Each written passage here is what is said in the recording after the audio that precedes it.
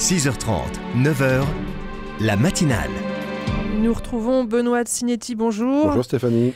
Vous commencez avec des chiffres affligeants. Ben oui, parce que ce chiffre est maintenant tristement connu. 978 églises ont donc été profanées ou vandalisées en 2017. Soit, comme le relève nombre de journalistes, depuis 48 heures, plus de 2 églises par jour. Depuis de trop nombreuses années, on assiste un peu partout en France à des actes violents, blessants contre des chapelles de villages, comme contre des églises de centre-ville.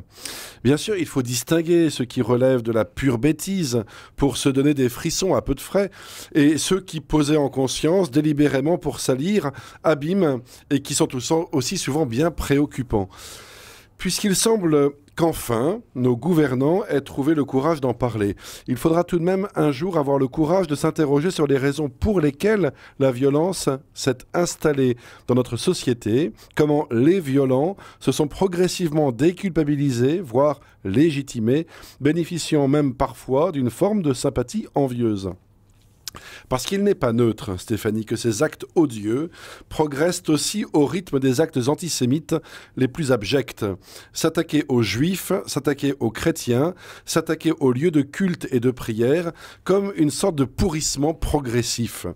Il y a quelques années, un intellectuel d'extrême droite se suicidait dans le cœur de Notre-Dame de Paris. Aujourd'hui, des tabernacles sont forcés et leurs réserves eucharistiques sont foulées aux pieds. Dans une société devenue en grande partie religieuse. Cela soulèvera-t-il les consciences endormies?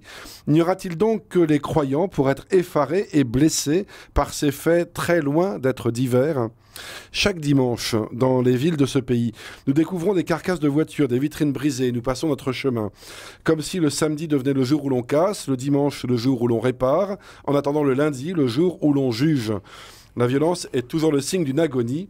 C'est quand on ne sait plus ni parler ni penser que l'on se met à menacer et à casser. Vous arrêtez là? Je m'arrête là. Eh ben voilà, on s'arrêtera là. Merci beaucoup Benoît de Signetti. Cet édito, il est à retrouver sur rcf.fr, sur le site de La Matinale.